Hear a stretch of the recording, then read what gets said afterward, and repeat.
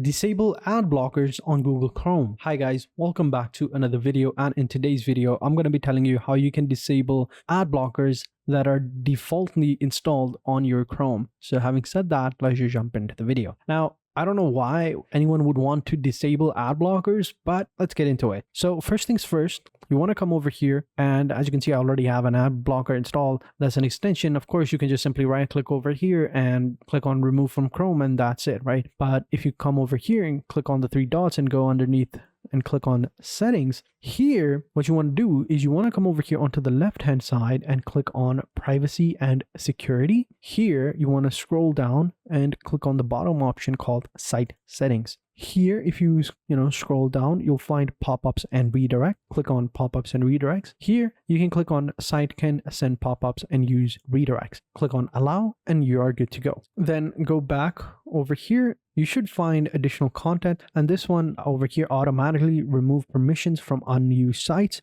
And here at the bottom, you will find additional content settings. Click on additional content settings and it'll pop up and give you this drop down. It'll give you more options right here. Here you will find intrusive ads. Ads are blocked on sites known to show intrusive or misleading ads. Click on it, and here just simply click on any site you visit can show any ads, and this will basically enable ads, and boom, you're good to go. And that's how you do it. That's how you can enable or disable ad blockers. So thank you guys for watching. Hope you guys enjoyed this video. If you did, be sure to hit the like button, subscribe to the channel, and turn on post notifications, and I will catch you guys in the next video. And until then, take care and goodbye.